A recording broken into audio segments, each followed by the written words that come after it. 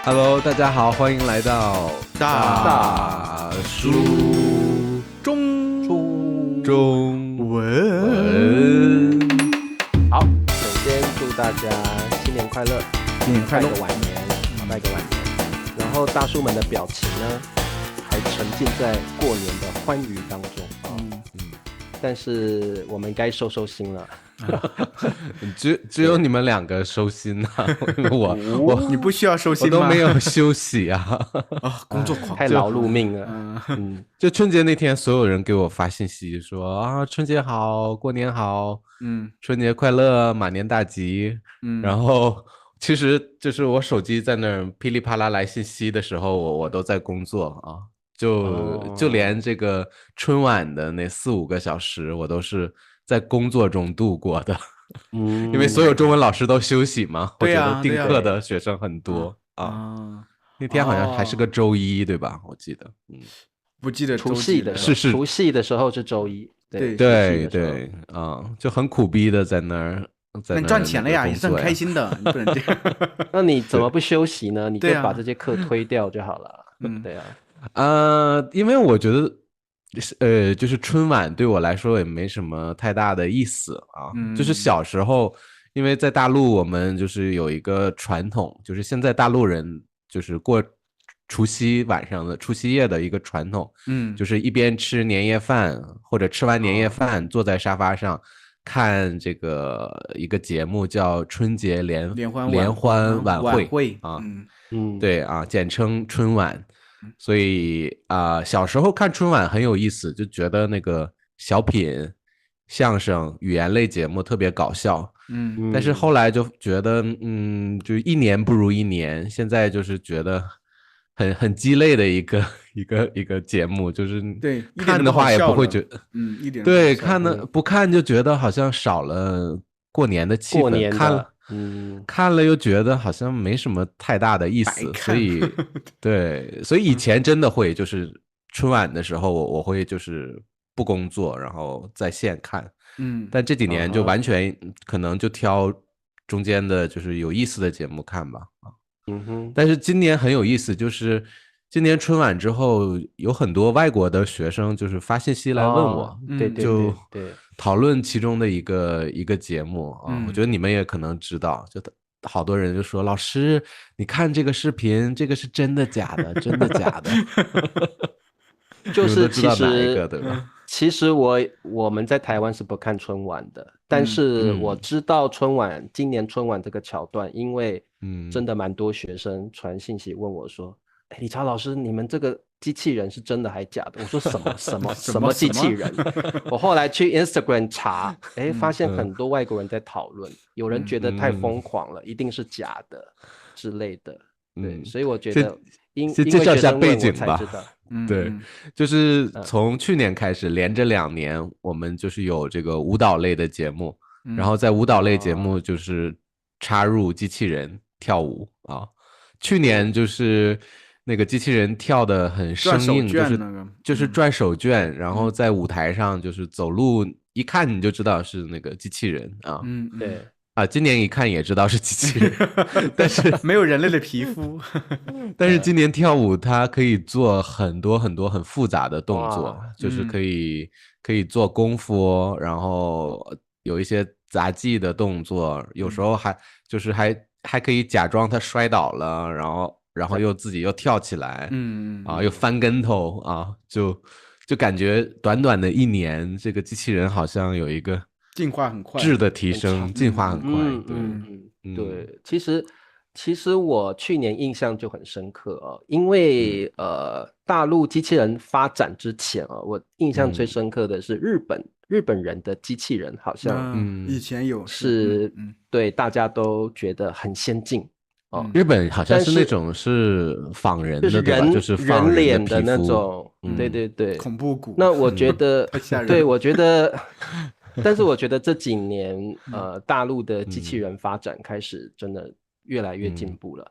像去年转那个手绢那个，我就觉得很惊讶，因为我们都不会转，机器人居然会转的，觉得蛮厉害的但是毕竟只有手部能够做复杂的动作，但是我印象比较深刻的是，现在能够把 AI 机器人跟传统技术、传统技艺融合在一起，对不对啊？所以我觉得这个是一个蛮好的结合。那今年就更夸张了，因为我们知道中国最有名的是武术嘛，所以今年这个我觉得真的是很大的突破。我印象最深刻的是他们在舞台后方放了很多板子，然后那个机器人就往上一跃，然后再翻滚下来，哇，那个画面我很惊讶，就是这个一般人都做不到，可能只有就是那个一个板子就是起来，然后他们踩到那个板子上，然后跳起来又翻滚下来，对，所以我觉得很厉害耶，这个人如果你不是练家子，恐怕你也做不到，所以我觉得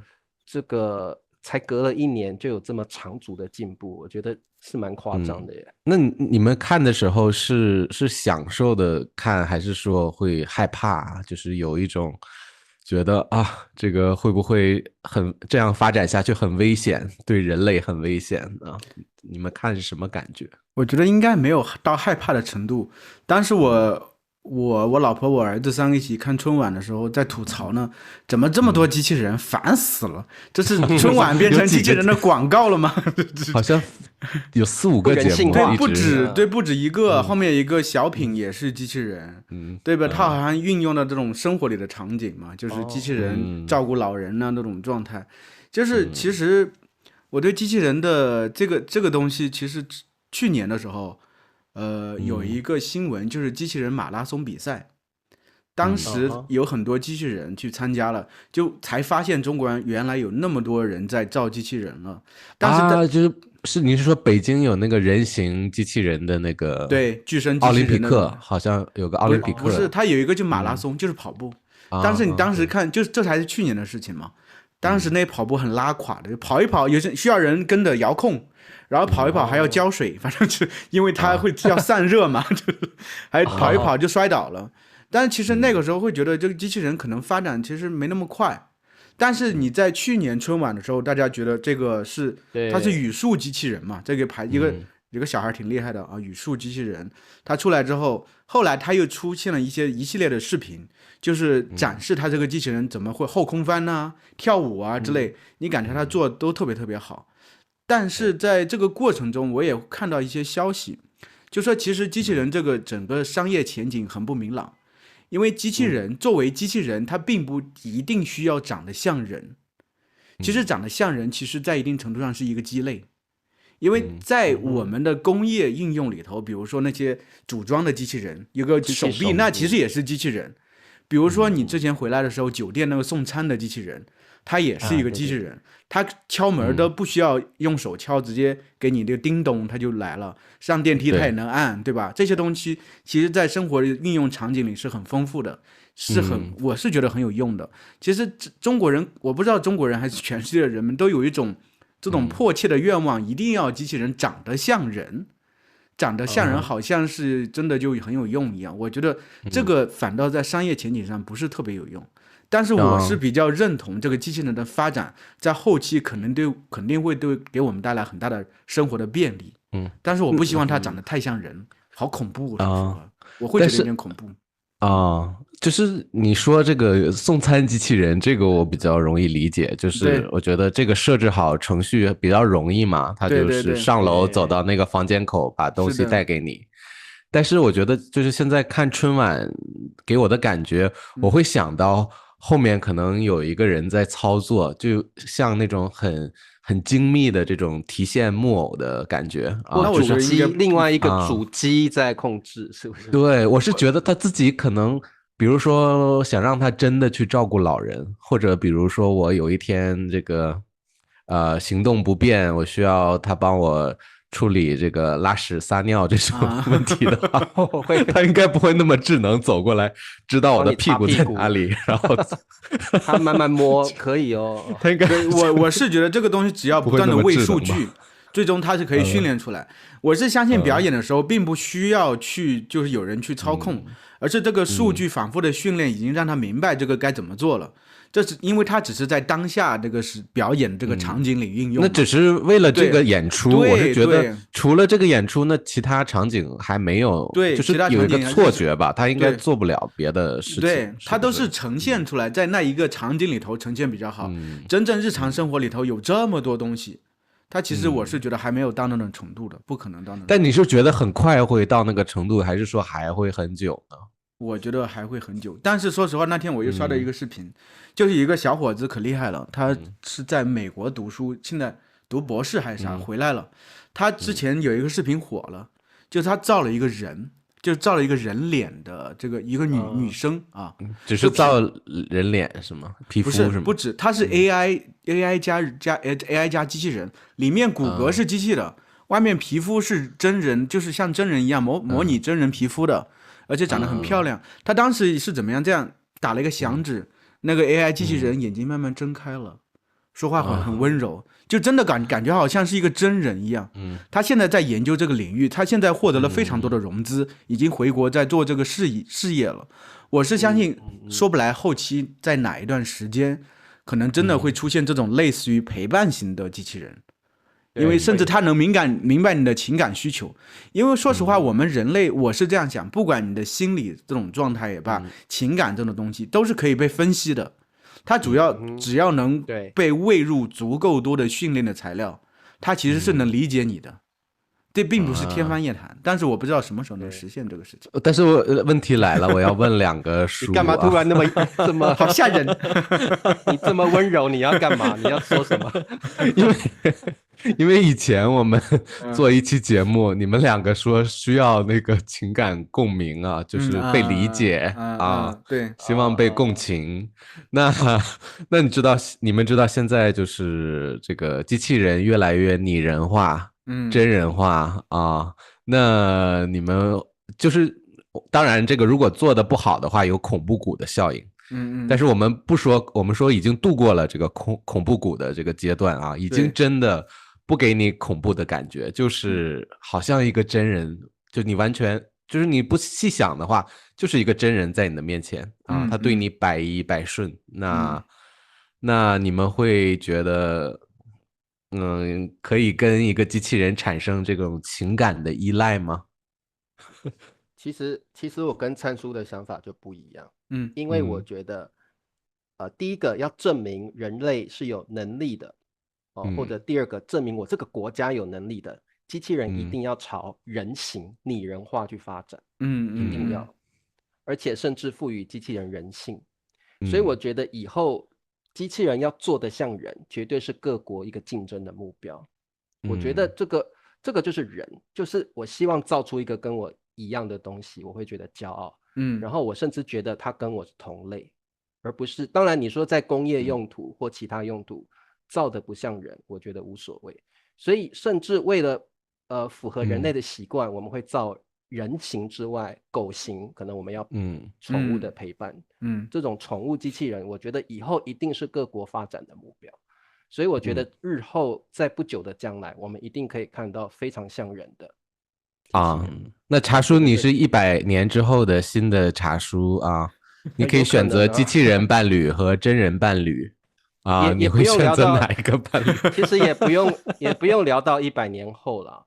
如果现在就有一个人形的机器人可以让我选择，我是绝对会选择的。我是不会在意它到底是真人还是机器人。就是如果科技已经做到这个机器人，你完全是人的外表，我心里很清楚它是机器人，要跟它产生感情或交往或陪伴，我完全能够接受。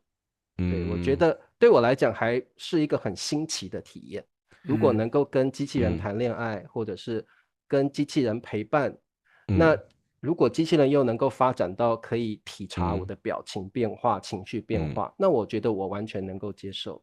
不管是谈恋爱或老年的陪伴，帮我擦屁股这个你不会有顾虑，你不会觉得就是好，如果是真人可能还觉得有一点对不起人家，就是要在家里一直照顾擦屁股这种事情也不好意思让别人做，对吧？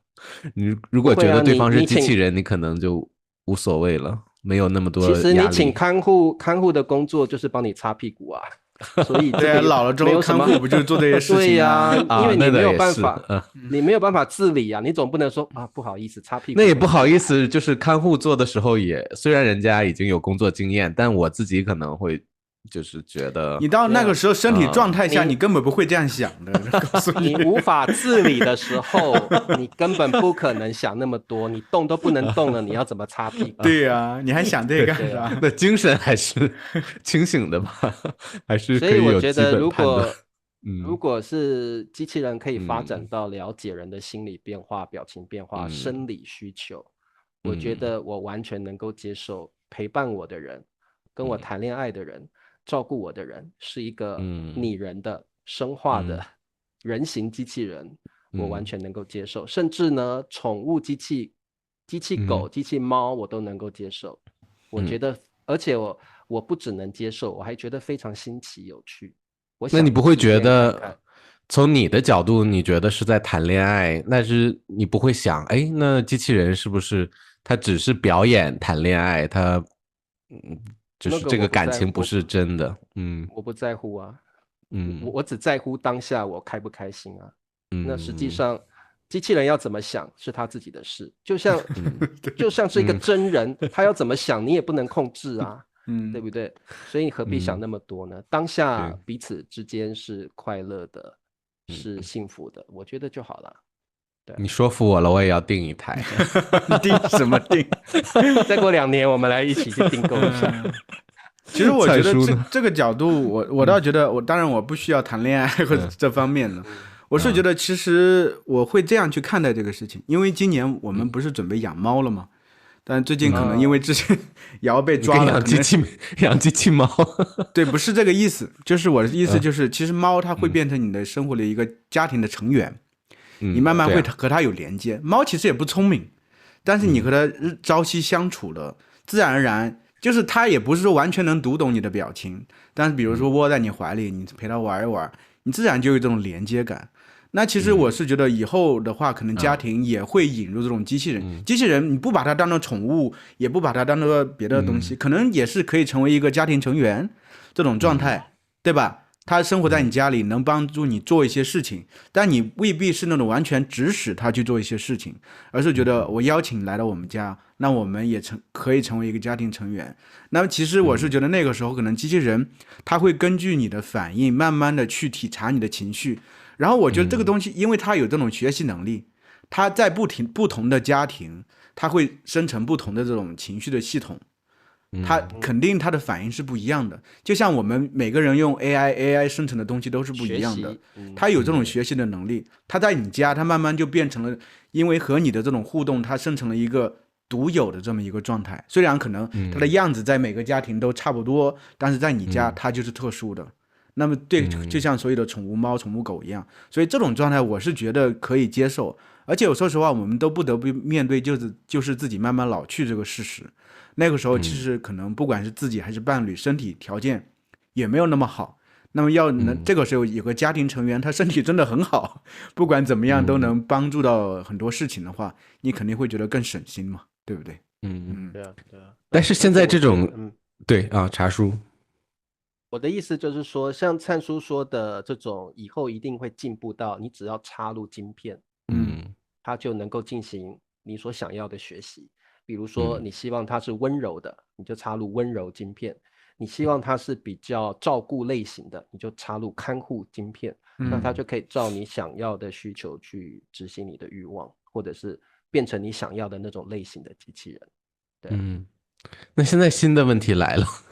你问题好多哦，对，问题多，新年过后问题特别多。对，你想抢茶叔的位置吗？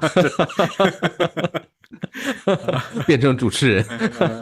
本来你就是主持人就是听完你们说的感觉，就是机器人陪伴我们很孤独啊，这不会就是加深这个社会的隔离吗？就现在很多人越来越喜欢独处了，不太喜欢这种社交生活。听完之后感觉好像有了机器人，什么你都可以跟机器人倾诉，你好像都不太需要这个真人的朋友或者是真人的交流了啊。会不会觉得这样机器人这样发展下去，可能社会越来越隔离开来，人和人之间啊？我没有这样觉得。说实话，我这个人本来在现实生活中就挺孤僻的，没有机器人，我没有那么多朋友。对啊，那你就天天跟机器人在家聊天，然后交流就可以了，都不对啊。我觉得这个其实是一个悖论啊。你就像现在很多人说啊，那不生孩子，或者说有些人就养宠物，那你觉得他们有错吗？没有，世界就是这样发展的。其实说实话，我是觉得可能到一定程度的话。它可能到一定程度到一个临界点，它又会发生另外一些变化，你也不知道的。因为我们现在，比如说以我们小时候的眼光，哪会想到现在这个世界是这个样子的？怎么会想到一个手机？说实话，就拿起到处走的没有关系了。你怎么能想到机器人真的就出现了？我们小时候都是设想那种科幻片里会有出现机器人，但现在机器人不只是会功夫，它真的很多机器人真的可以和你进行互动。而且搭载上这个 AI 之后，它是真的可以很像人的和你说话的，所以这个东西是预想不到的。再过些年是怎么状态，我们现在也预想不到。说实话，那孩子天天刷手机，然后刷 iPad， 也不会想出门，然后长大了又选择机器人伴侣，好像人类后代会越来越少吧？我觉得这个其实。这个其实就像，比如说你家里养了一个宠物猫，那你就不可能只要，当然你很喜欢猫，成天在家里撸猫，有猫的陪伴，但你还是对朋友啊这种关系是有渴求的，这是人的基因会决定的，你会需要出去社交的，不可能不需要，只是说有些人更喜欢独处，那他独处很开心，有些人喜欢出去社交，他不是说需要和很多机器人社交，他是需要真的和人进行社交。我觉得人和人之间这种感觉，机器还是完全替代不了的，但它可以作为一个补充嘛，一个很好的一个补充。不会，我是觉得不至于。对，笨叔说的可能是200-300年后的事情啊，对，因为我觉得200-300年后的科技可能已经有非常长足的进步了，到时候机器人可能具有生殖能力。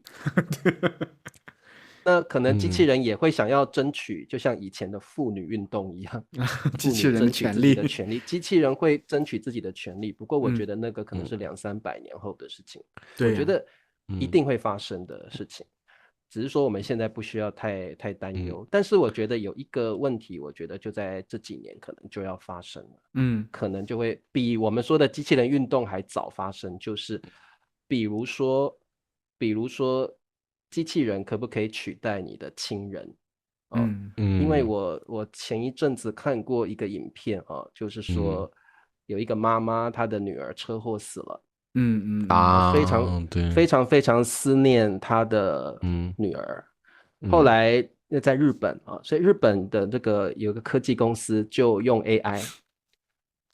那个就是科技还没有进步到帮他做一个机器人女儿，但是他们用 AI 设计了一个眼镜对，有这个有见过，对，然后就让他那个去虚拟他跟他女儿在一个漂亮的花园相见的场景。那妈妈就戴上眼镜之后，真的就看到那样虚拟的场景，她看到她女儿跟她说话。那个科技公司是用各种这个她女儿的数据跟资料。真的创作出一个 AI 的形象出来，所以这个妈妈一跟她女儿做第一次接触之后，她妈妈眼泪一直流，然后就对，那因为那个声音呢，肯定之前有一些录音啊什么的，这些可以实现的，输入进去，对，对，那就是说，那个妈妈太过思念女儿了，结果用这种方式来慰藉自己的心，那只是说。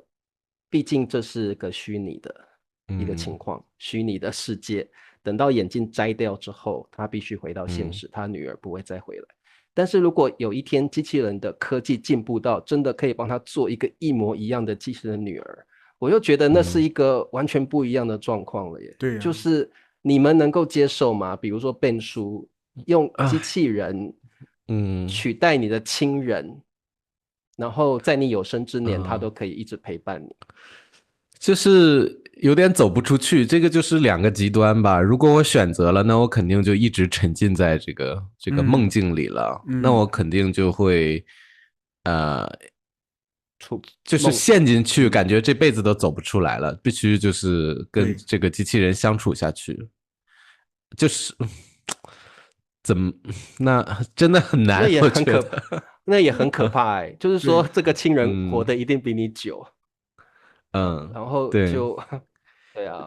但是如果我真的特别爱的话，这个感情特别深的话，我会选择用这个技术来复活这个亲人或者是爱人。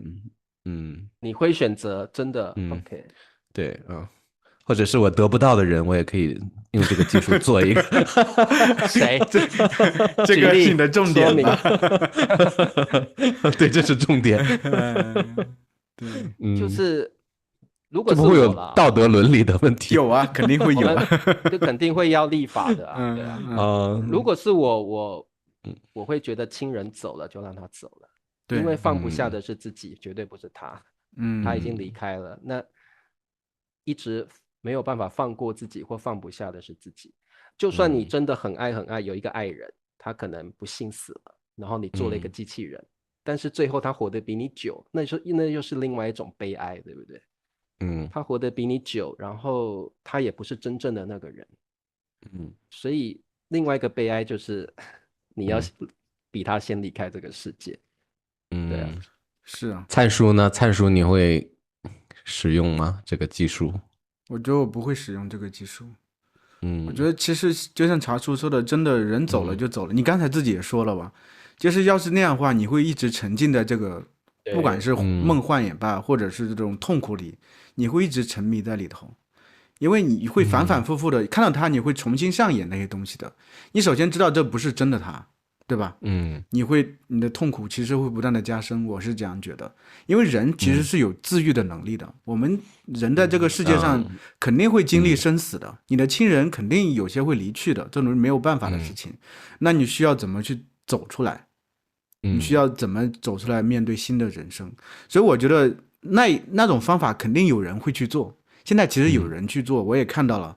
像茶叔说这个例子，我看到一个台湾的一个音乐人叫包小柏还是谁忘了，他女儿她就是这样，女儿对吧？对，也有人这样去做，但说实话，那只是你可以把它当做一个类似于录像啊或者什么，偶尔进去看一下，但是你需要从那地方真正的出来，因为已经走了人就真的是走了，我们人就是需要这样不断往前走，不然的话永远沉迷在过去，你的人生说实话可能就会停滞在那一刻。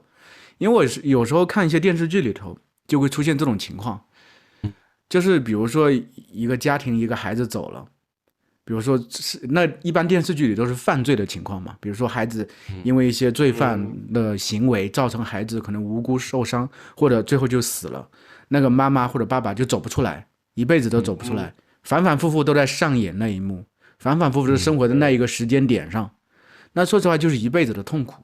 或者有些就是家里有2个孩子的，老大因为一些事情死了之后，父母永远沉迷在这个当下痛苦的那个状态，心里只想着老大，他就忽略了老二。对，这个状态在电视剧里是很多的。而且在现实生活中我也看到一个例子，就是有些人他真的会沉迷在那一个状态里，真的走不出来。我儿子的学校就是同年级的一个小孩，在2年级还是什么时候被同一个学校有一个家长开的一个电瓶车撞了一下，可能把腿稍微碾了一下，但其实按道理应该不是很严重。后来就是他们家长之下已经去首先私了，好像不成功，去法院了，法院也给判了，就是说基本上其实也没有特别大的问题，可能也带去看了。孩子后来我也见过，就是真的也是活蹦乱跳的，甚至能爬树。但是那个妈妈走不出来，就是她，因为我每天中午都去接瑶瑶，然后那个妈妈每天中午的时候，就是在那地方专门一直在喊，几班的谁的妈妈把我儿子撞了，压过了，还不带我儿子去医院，什么说什么，就是法院也偏袒他，学校也和他有关系，也是偏袒了他，他就一直沉迷在这个痛苦里头。就是2年了，这个场景不断的上演，他不断的沉迷在这个痛苦的场景里头，他不愿意放过自己，他觉得他可能对他而言，他这个心思在孩子身上用的特别细的人，特别重的人，他永远沉迷在那个过去。但其实说实话，他儿子当下的一个状态已经好了，他永远记得就是儿子当时受伤的这个状态。那么对他自己儿子而言也是不公平的，当下的儿子也是不公平的。其实很多人，我是觉得在道德伦理上这种事情其实不怎么好，因为我们人其实还是需要往前走的，你不能永远沉迷在这个痛苦里头。对，是的，这个也不容易了，心理创伤很难愈合，很难愈合。说到道德伦理，又有新的问题了问题咋那多？因为刚32分钟还没录完一期，我得继续问问题，不能太短，多想点话题，我们不能录太短。对，就是因为现在就是已经看到一些电视题材啊，就是就是我们创造机器人，可能就是我们觉得我们是造物主，我们就是人类就要比机器人就是地位更高啊，就很多电视剧啊就可以看到，就是人类虐待机器人啊，就是有吗？有这个电视剧？比如什么西部世界啊，这个什么 Westworld 这种，然后还有美剧啊，还有一些电影里边就是就是各种虐啊，机器人。所以你们觉得这个从道德伦理上，这个是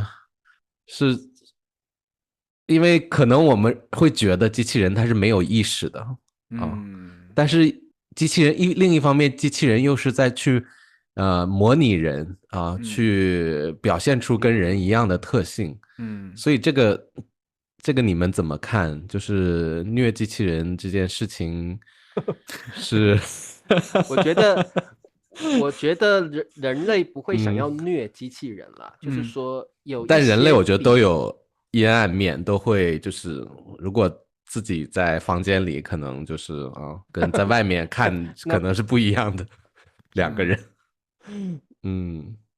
就是会不会有一些这个更对啊，更就是你们怎么看待人类虐机器人这件事情啊？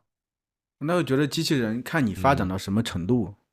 你假如现在这个程度，因为现在很多机器人它其实你感受不到它的太多的情感，你可能会需要它的不断去做各种事情，甚至有些工业机器人你不能叫它虐待它吧，因为它就是需要不断的这样等，对不对？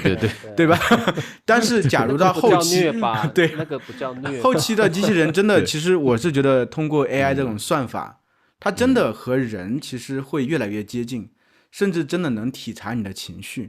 那这种状态下，你再去虐待它，或者说去以别的方式，我是觉得就不合适。但我是这样想啊，是这样的，是我在脑洞再放大一点啊，我是觉得就是未来有一天，就是工作这个事情是不存在的了，钱这个东西甚至都不存在了，因为你如果因为现在我们赚钱无非就是为了活下去，就为了买东西吃，然后有房子住。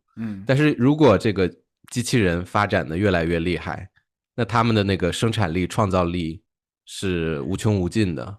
比如这些机器可以帮我们得到所有的能源，机器人帮我们把房子都造好了，然后那个食物也都创造好了。人类我觉得未来有一天，其实就是没有工作这个事情了，所有人都机器人代替了。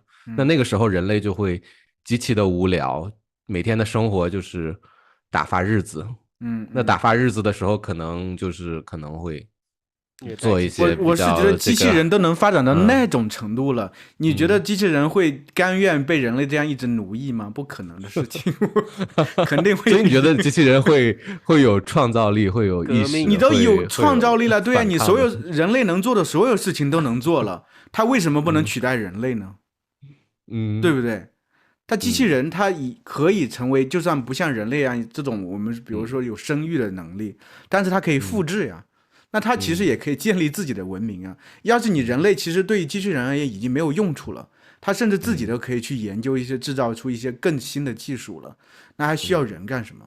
那人凭什么？所以你觉得机器人有一天会会有这个反但抗意识。假如人类真的把这所有权限都放开给机器人，我是觉得那个人类的末日就到来了，真的。人类你真的我是觉得其实机器人可以作为一个陪伴，也可以作为一个工具，但是你绝对不能让它达到那种程度。达到那种程度，对人类这个物种而言是很危险的。我的认为，我是这样想的。而且到时候人类一定要保持一些东西是人类的优势，比如说智慧。智慧一定要高于机器人，不然机器人可能可以反过来统治你啊。这个很多机器人的电影和科幻片都是这样的呀。对啊，就是人类不思长进之后。机器人的智慧高过于人类，然后他们开始复制自己的同胞们、兄弟姐妹们。那人类因为我觉得人类不工作到甚至没有货币的这个世代肯定会发生，现在就在发生了。现在的比特币什么都是虚拟货币，以后很多现在的具体的东西以后都会虚拟化。所以人类就要开始去思考一些形而上的东西去了，要思考的是你的哲学。你的音乐，任何艺术上的东西，反而现在变得更重要。现在的人类为了赚钱，为了养活自己，很多这个形而上的精神方面的食粮都忽略掉了。以后的人类没有了工作之后，一定会朝更高智能的领域去发展，比如说太空，艺术方面、文学方面、智慧方面一定要高于机器人，那就是从这些比较形而上的方面去。而且人类不会那么笨啊，我们人类一定会留一手。对啊，就是能够控制机器人，不可能完全被机器人控制。对啊。但是你可能会遇到一个很疯狂的某一个国家的领导人，就会特朗普吗？不呸，可能就我要解放所有机器人，把按钮按下去。可能有那么一个按钮，一个疯狂的人就会按下那个按钮，就变成一种武器了，也说不准啊。这很难说呀，你不知道啊，说实话你不知道啊。对啊，很难讲啊。那机器人真的它的肯定的作战能力比人类肯定强多了。要是真的出现这么种时候，人类就是灭绝的时候呀，真的，我是觉得。所以你们觉得人类会灭很快？如果机器人发展下去，会有这种安全的威胁吗？会觉得还是？我是觉得人其实不会傻到那份上，我是觉得不会。他可以，就是他肯定需要取代的就是那种重复类型的工作，但是需要有创造类型的，因为人类肯定还要掌握在手里的。因为所有的东西，要是有些，我是觉得现在 AI 也发展很快，但是它现在能提供的东西还是一些重复类型的东西，它没有完全创造出来的东西。虽然说好像不断的堆这种算法，好像能创造出来一些东西，但我觉得这个还是挺难的。但是就算真的已经达到一定程度，人类肯定还需要掌握在一些东西在手里。而且我特别不能想象人类完全没有工作，没有工作你是没有痛苦的，没有痛苦的人，其实这个世界上没有痛苦啊。我认为你要生活在这个世界上没有痛苦，你是没有任何前进的动力的。你为什么？我说实话，当然很多时候我们赚钱可能是为了养家糊口，但这也是一种痛苦，我们需要做这个事情，不然的话我们可能就被这个世界抛弃了。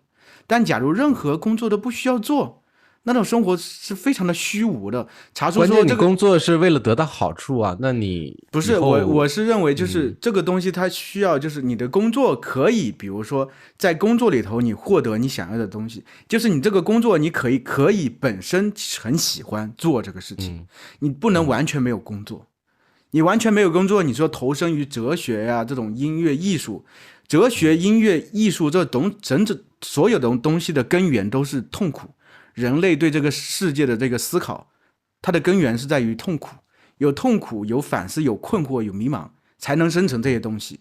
你要只有说纯粹的这种虚无的快乐的东西，那不可能生成这些东西的。人类所有的文明会停滞下来。所以我们可以让机器人去做一些比较的我们不想做的一些重复性的工作，比如说现在就有这种一人公司，一个公司只有一个人就行了，他把所有的活安排让 AI 去做，那就是把它解放出来，但他需要统筹啊，他需要设计，他需要规划，这些东西它是需要的。我是觉得人还是需要通过工作或者做事情，让他真正意识到自己在这个世界上是存在的。要是没有这么一个抓点，没有这么一个锚点，他其实好像我是觉得人类的生活是很虚无的。那这只是一个就是自己让自己充实起来的精神世界丰满的一个方法。但那个时候真的你没有是无偿的了，你工作你得不到什么工资这类的，那你不需要了。对，那你对啊，就是你要需要做一些让自己对啊，就是让自己快乐，那不是真的工作了，就是后的人对于工作这个定义会不一样。那可能他的工作不是为了钱，而是为了充实自己的生活，充实自己形而上的智慧之类的。我觉得可能以后对工作的定义会不一样。那可能不一样，但是说实话，现在想象不出来。对，但是我觉得机器人会有一个很可怕的发展吧，就是人类其实这个世界各地时不时就会发生战争，对不对？对啊，我觉得机器人会有一个可怕的用途，就是会变成人类不再需要自己去参与战争了，而是用机器人去参与战争，所以这会形成一个机器人的竞赛。军备机器人的竞赛，像现在无人机也是在做这种发展嘛。无人机啊，所以我觉得对啊，所以现在有很多或许我们人类不需要亲自参与战争，但是机器人的发展会越来越先进，甚至是具有极大攻击力、破坏性、毁灭性武器的机器人也会出现。那他们的目的就是取代人类肉身去作战。那这个我觉得也会有一个蛮可怕的人类是我一直认为人类是可以毁灭自己的，就是用这种途径，绝对是没有问题的。这个未来很难讲，但是人类可能会自以为聪明的方式毁灭了自己。对，那机器人可能就是当中的一种手段或工具。对。好吓人哦，好吓人！我们从春晚竟然聊到这么多，还好我们不会活到那个时候。我们活不到那个时候。就像我这个很难说。就像我有一个学生，他就是春晚节目结束后，他就发讯息给我说：“李超老师，我很害怕。”我说：“你怕什么？”他说：“你看中国发展出这么危险的机器人。”我说：“就翻个跟斗有什么危险的？”他就说：“才1年过去了，就进步那么多，那以后。”这个机器人发展多可怕呀！然后就想说，这个学生真的想好多。对啊，说不定这1年只为了这一个节目。其实未来的事情真的很难讲啊，很难讲。所以大家就好好把握现在吧，好好活着吧，好好活在当下吧，开心的活着吧。是呀，对，Ben叔来升华一下，升华一下，以后都是你升华，都是你的工作。没有，我是觉得就是不要想的那么远。其实我小时候哪有智能手机啊？就是小时候上网都是那种很笨的那种电脑啊，Windows 就是超慢。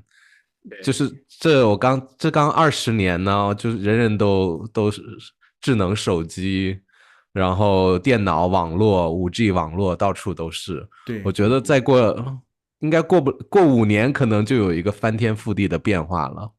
就也不会说真的，不要想得太远。我们在5年再录一期节目，看看到底世界是什么样子啊？对呀，真的很难想象，说实话。对，那大家敬请期待2031年的大叔中文。2031年。农历过年过后的我们就是带着机器人在我们旁边。这是我的新女朋友，认识一下 Mary 新的伴侣 Mary。这是我家的宠物。这是 Helen 啊 Helen。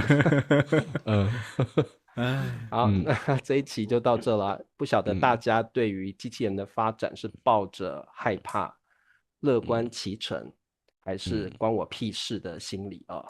请大家可以在底下留言告诉我们，其实蛮有趣的。我们有幸生在这个年代可以体验到很多很有趣的事情。在未来再过5年，或许截然不同的发展。好，那么我们就下一期再见喽，拜拜。好，拜拜。